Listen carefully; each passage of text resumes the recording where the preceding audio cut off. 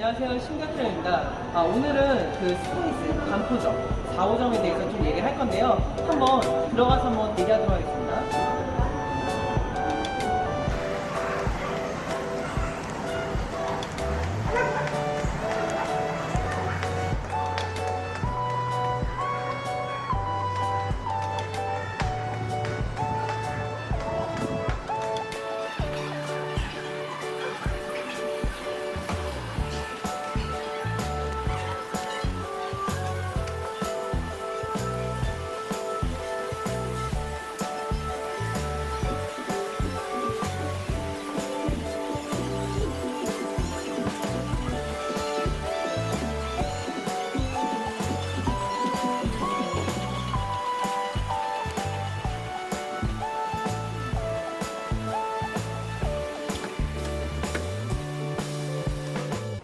네, 안녕하세요. 네, 스포츠 재활 전문가 신가트입니다.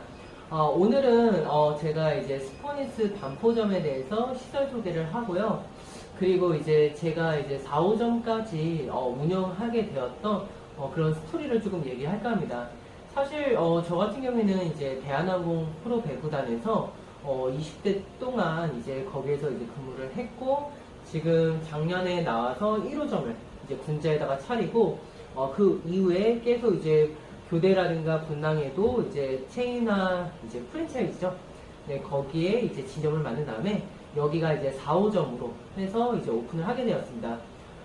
많은 분들이 조금 이제 센터 오픈하는 거에 대해서 조금 궁금해 하실 거예요. 그래서 어느 정도 이제 예산을 갖고 이제 준비를 해야 되는지 그런 부분도 이제 말씀을 해드릴 거고, 조금 약간 애로사항, 그리고 여러분들이 만약에 센터를 준비하게 된다라면은 어떤 걸 조금 생각을 하고 준비해야 되는지 그거를 얘기를 해보도록 하겠습니다. 일단은 센터를 오픈하는 데 있어서 제가 여기 지금 한 1억 3천 정도 든 것 같아요. 근데 사실 여기는 원래 운동시설이 되어 있던 곳이었어요. 그래서 리모델링으로 약간 제가 들어오게 계약을 했고요. 그래서 바닥공사라든가 샤워실 공사는 제가 뺐습니다. 그렇기 때문에 사실 이제 거의 뭐 머신 위주의 약간 금액이 들지 않았을까 저는 생각이 들고요. 사실 인테리어 공사라고 하면은 어느 정도 생각을 해야 되면은 한 평당 한 100에서 150만 원으로 약간 생각을 해야 좋은 그림으로 약간 이제 원하시는 이제 센터의 이미지를 갖고 가실 것 같아요. 그래서 조금은 그 정도로 생각하시면 되는데, 많이 제가 이제 말씀드리고 싶은 게 뭐냐면은 너무 예산을 적게 시작하지 마시고 처음에 내가 약간 이런 장비라든가 이런 시설로 약간 세팅하겠다라는 거를 염두에 다음에 맥시멈 금액으로 예산을 잡아야 됩니다. 그런 상태에서 하나하나씩 세이브를 하면서 돈을 아껴야지, 처음부터 저렴한 이제 기구라든가 그런 것들로 약간 생각하고 공사를 시작하다 보면은 나중에 되게 문제가 많이 될 수가 있어요. 뭐 예를 들어 돈이 부족하게 되거나 아니면은 뭔가 마감 처리하는데 그런 데 문제가 생길 수가 있습니다. 그래서 공사 비용을 생각하는 일단 제일 첫 번째는 뭐냐면은 최대 맥시멈으로 예산을 잡아라. 그게 일단 첫 번째입니다. 일단 그리고 나서 예를 들어서 만약에 자기가 여기처럼 리모델링이 아니라 완전히 없는 공간에서 조금 뭔가 피티샵을 좀 해보고 싶다라고 하시는 분들은 그래도 평당 100에서 150 정도 생각하시는 게 좋아요. 물론 거기에서는 이제 보증금은 빼고 생각하셔야 됩니다. 보통 이제 서울에서 서울권 내에서 보증금은 한 2천에서 5천 사이가 되게 적정해요. 약간 40평 기준으로. 만약에 5천이 넘어가면은 보증금이 너무 세다라고 생각하면 되겠습니다. 그리고 매출을 그러니까 월세를 약간은 고민을 많이 하실 텐데, 월세 같은 경우에는 어떻게 생각해야 되냐면 매출에서 10% 정도만 월세로 나가는 게 좋아요. 그러니까 예를 들어서 내가 어떤 한 공간에서 한 2천만 원 정도 외출이 나올 것 같다 라고 하시는 분들은 월세 200 정도로 약간 생각을 해서 알아보시는 게 좋아요. 왜 그러냐면은 월세만 돈이 들어가는 게 아니라 뭐 관리비라든가 아니면은 뭐 공과금 이런 것들이 생각보다 많아요. 그래서 그게 한 100만 원에서 200만 원 정도 나오는 경우들이 있기 때문에 꼭 이제 매출 대비해서 월세를 생각하셔야 돼요. 그래서 아무리 목이 좋더라도 뭔가 월세가 500만 원이거나 600만 원이면은 그만큼 리스크는 되게 커지게 됩니다.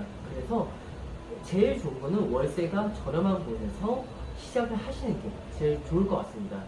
그래서 저는 항상 이제 상권을 이제 분석하고 뭔가 세팅을 할 때 월세랑 보증금을 봐요.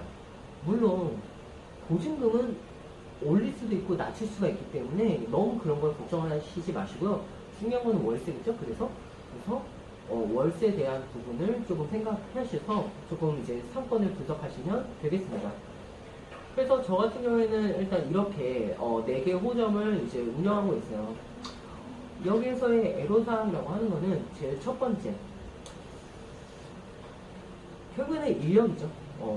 사람의 관리가 제일 큰 거가 아닐까 싶습니다.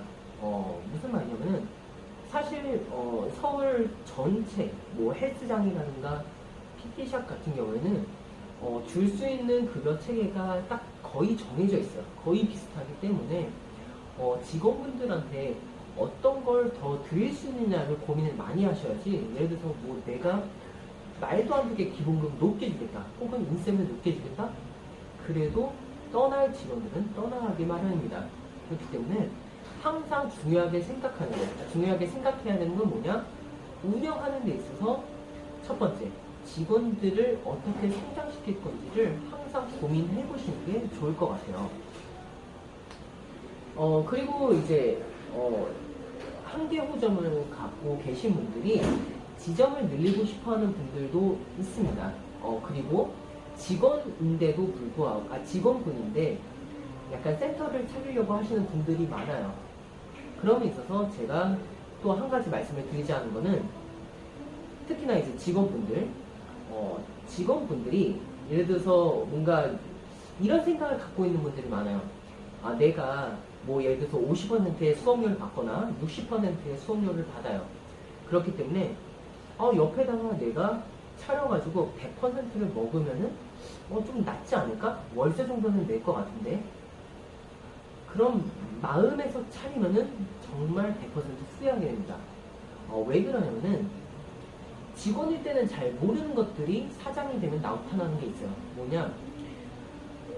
사장, 대표라는 거는 수업도 잘 해야 되고 직원들 뭐 관리도 잘 해야겠지만은 기타 여러 가지 것들을 신경 써야 되는 부분들이 있어요. 뭐 마케팅이라든가 아니면은 뭐 세무 관리. 근데 본인이 수업을 많이 하게 되면은 그런 거에 할애할 시간들이 없어지게 돼요. 그래서 사실 센터를 차린다는 거는 내가 그 센터에서 수업을 많이 하고자 차리는 게 아니라 직원들한테 수업을 내줄 정도로 여유가 있으면서 차리시는 게 맞아요.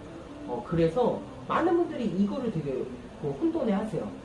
그냥 내가 뭐 수업 되게 많이 하니까 한 150개에서 200 하니까 옆에다 차리면 되겠지? 그럼 결국에는 1인 샵을 하게 됩니다. 1인 샵이 뭐 나쁘다는 건 아니에요. 다만 나중에 힘든 순간들이 오게 돼요. 왜냐하면 수업도 해야 되죠, 마케팅도 해야 되죠, 뭐 여러 가지 관리도 해야 돼요. 그게 만만치 않은 시점이 다가오게 됩니다. 나이도 들 거고요. 그리고 어느 시점부터 벅찬 순간들이 오게 돼요. 그렇기 때문에 그런 것들을 고민해 보시고 차리셔야 나중에 후회를 하지 않습니다.